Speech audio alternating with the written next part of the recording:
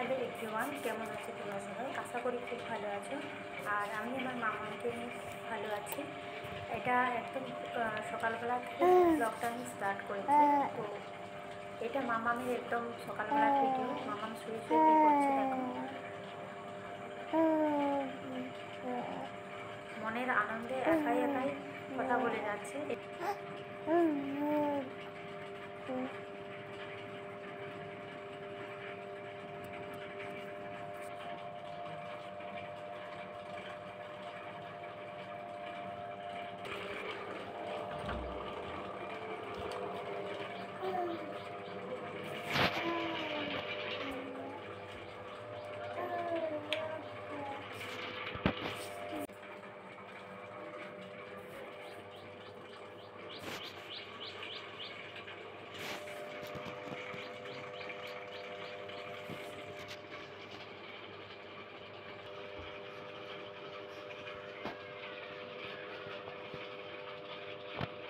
দু সপ্তাহ আগে তো মামাম আমার এই ভিডিওটা হয়ে যাওয়ার পরে আমার মামাম এই আমার ফোন ফেলে স্ক্রিনটা একদম ভেঙে দিয়েছিল।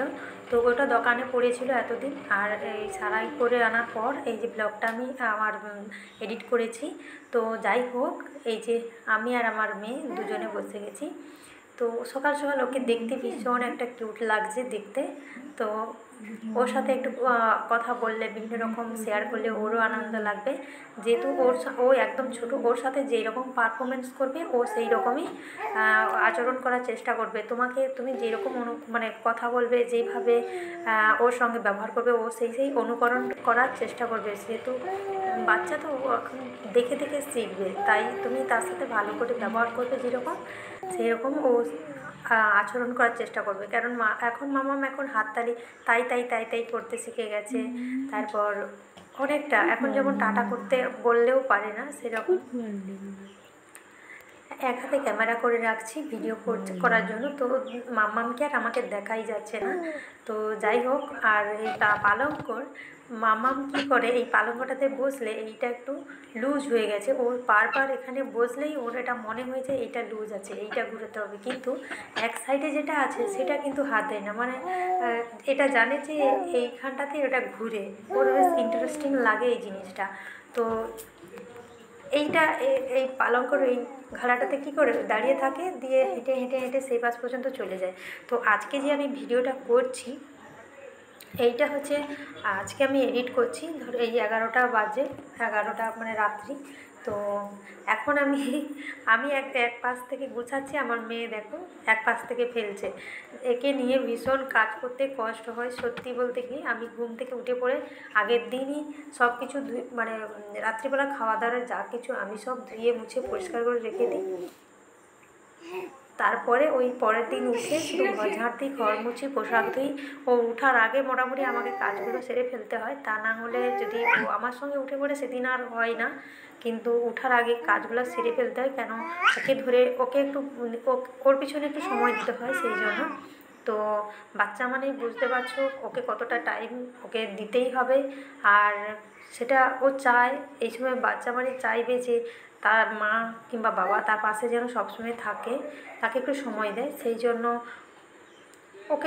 ওকে নিয়ে বসতে, ওকে ওষুধ খাওয়ানো, ড্রেস চেঞ্জ করা, ওর পিছনে অনেকটাই টাইম লেগে যায়। এই জন্য চেষ্টা করি 4:30 5টার দিক করে ওঠা, দিয়ে তারপরে ওই যে চেঞ্জ করে, হ্যাঁ।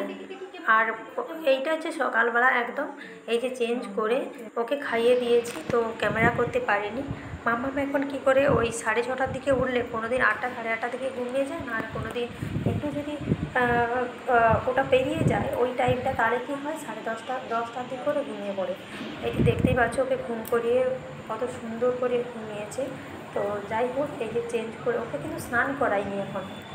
এবার ঘুম থেকে উঠবে, এই যে ঘুমিয়েছে। এবার এই টাইম এর ফাঁকে আমি সমস্ত কাজকর্ম সেরে ফেলবো। তো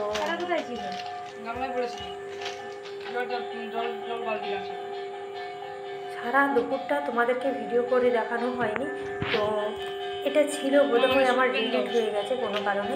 আমি দুপুরবেলা কী করেছি, ওকে ঘুম করিয়ে দিয়ে রান্নাবান্না করেছি। তো শর্টকাটে যেগুলো রান্না করতে হয় আমি সব সেই জন্য সবসময় সেটাই চেষ্টা করি যে মাম্মাম উঠে পড়লে যেন মাম্মামের কষ্ট হয়, সেই জন্য ওর জন্য একটা রান্না করি। প্রত্যেক দিন এখন ওকে মাছ দিয়ে ভাত দিই, তবে শিঙি মাছ থাকে সবসময়, ওর জন্য একটা করে প্রত্যেক দিন শিঙি মাছ থাকবে, শিঙি মাছ দিয়ে পেঁপে দিয়ে ঝোল, আর রাত্রিবেলা খিচুড়ি করে খাওয়াই।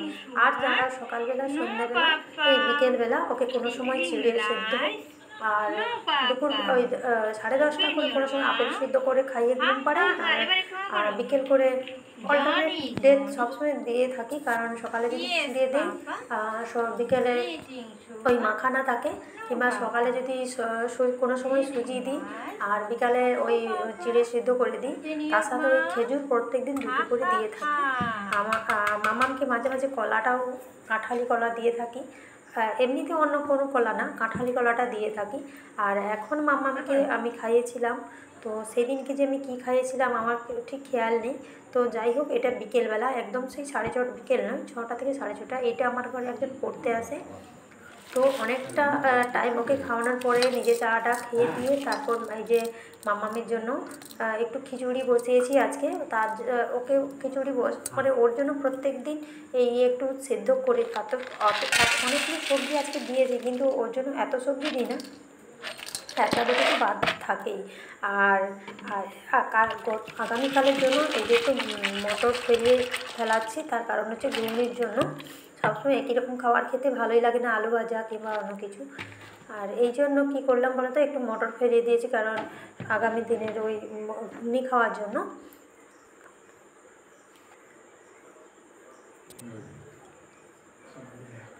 হ্যাঁ, যেটা বলতে বলতে থেকে গেল, মামাম আজকে আমরা কি করলাম বলো তো, আজকে আমাদের জন্য অন্য কিছু রান্না না করে আজকে নয়, সরি, সবসময় বলে ফেললাম কারণ এডিট করছি তো, এটা সেই দিনের তো ভিডিও ছিল।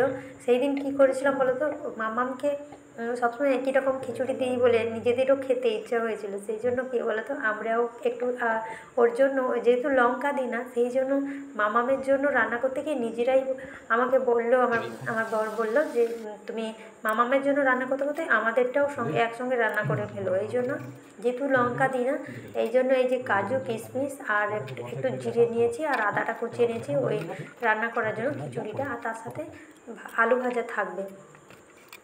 এই জন্য মামামকে যেহেতু হাতে স্ন্যাক্স করে খাওয়াই, সেই জন্য এগুলো থাকলে আমি ঠিক হাতে পড়ে যাবে, সেই জন্য কী বলো তো, আমি এতগুলো কিছু রান্না করে ফেললাম মামামকে খাওয়ানোর জন্য, আর আমরা খাওয়ার জন্য একই সঙ্গে রান্নাটা সেরে ফেললাম। এক্সট্রা করে আমাকে আর রান্না করতেই হয় না, কারণ মামার এর জন্য রান্না করতে করি, আবার আমাদের জন্যও রান্না করি, সেই জন্য। আর যেহেতু গ্যাসে রান্না করি, যতটা চাইবো আমি একটু সাশ্রয়, গ্যাসটাও সাশ্রয় করার জন্য সবসময় চেষ্টা করি। তার কারণ হচ্ছে 3টে করে তরকারি রান্না প্রায় হয় না, একবার হয়েও যায় বলতে গেলে, কারণ একটা সবসময় হাতে কিছু একটা থাকবে, আর 2টো করে রান্না করি, একটা তরকারি, একটা ঝোল, রসা টাইপের, আর একটা তরকারি, এই মোট 3টে। আর এক্সট্রা আমার মামামের জন্য থাকে পেঁপে সিদ্ধটা, বেশি পেঁপে দিয়ে, আর কিছু একটা ধরো গাজর কিংবা বিট, আলুটা তো সবসময় থাকে, গাজর কিংবা বিট এটা অল্টারনেট সবসময় দিয়ে থাকি শিঙি মাছ দিয়ে। আর রাত্রিবেলা মাছ দিই না, শুধু খিচুড়িটা দিয়ে থাকি, বা কোনো সময় দিয়ে থাকি শুধু আলু সিদ্ধ, কারণ ভাতে যে পরিমাণ ফ্যাট থাকে আর সেও আলুতেও সেটা থাকে, সেই জন্য একই সেম থাকে। সেই জন্য আমি কী করি, কোনো সময় ভাত দিই, কিন্তু ভাত চাল দিই না, আবার কোনো সময় আলু সিদ্ধ দিয়ে থাকি। আর মামাকে আজকে খিচুড়িটা খেতে চাইছে না, আর আমি তো ওকে বারবার করে আমাকে ওকে দিও না, তাই হচ্ছে নিউ মেনটেনটা একটু খাইয়ে দিয়েছি, যদি বদহজম হয়ে থাকে, কারণ ওরা তো কথা বলতে পারে না, আর যাতে বুঝতে হয়, সেই জন্য কী করলাম বলো তো, একটু নিওপেকটিনটা দিয়ে দিয়েছি, যদি কোনো অসুবিধা থাকে ওটা ঠিক হয়ে যাবে ক্লিয়ার। আর বেশি কিছু হয়ে যাওয়ার আগে একটু নিওপেকটিনটা দিয়ে দিয়েছি। আর আমাদের কী বলো তো, বড়রা কিছু হলে আমরা বুঝতে পারি, বলতে পারি, বা আমার ছেলের যদি কিছু হয় বুঝতে পারি, ও বলতে পারবে, কিন্তু ও তো বলতে পারবে না, সেই জন্য আনজাতে বুঝতে হয় আমাদের কিছু হয়েছে কিনা। আর দেখো, ওকে তখন খাইয়েছিলাম, হয়নি, আর ওর বাবার পাশে এসে তখন আমি একটুখানি খাইয়েছি, তবু ওর বাবা আমাকে বকছে যে তুমি তাকে আর খাওয়াবে না। এখন মামা মাঝে মাঝে দাঁড়াতে পারছিল তখন, ধরো 2 সপ্তাহ আগে। আর এখন দেখো মামাম কতটাখানি, কালকে থেকে যখন আমি নেক্সট ভিডিও করবো, নেক্সট টাইম কালকে থেকে তো আমার ফোনটা চলে এসেছে। সত্যি কথা বলতে মনটা ভীষণ খারাপ ছিল, বারবার ভাবছিলাম যে কবে যে ফোনটা দিবে। অ্যাকচুয়ালি আদৌ সারাই হবে না নতুন করে কিনতে হবে, ভীষণ একটা মানে টেনশানে ছিলাম। তো যাই হোক, খুব ভালো লাগলো, খুব সুন্দর। স্ক্রিনটা পুরো মাঝখান দিয়ে যেন রামধনু উঠে গেছে এইরকম। স্ক্রিনটা পুরো ফেটে গেছিলো, মামা একদম খাট থেকে ফেলে দিয়েছিল নিচে। আর এই হলো এরকম ভিডিওটা। তো মামাম এখন একটু একটু তখন দাঁড়াতে পেরেছিলো, জাস্ট হালকা। আর এখন মামাম কীরকম মানে পজিশানে আছে জাস্ট তোমাদেরকে কালকে থেকে তোমাদের দেখাবো কীরকম ও মানে প্রত্যেকটা জিনিস মানে বয়সের সঙ্গে প্রত্যেকটাতে অ্যাক্টিভ আছে, যেটা আমার ভীষণ ভালো লাগছে। এখন আমার মামামের বয়স 8 মাস 19 দিন, মানে এটা 9 মাসে চলছে।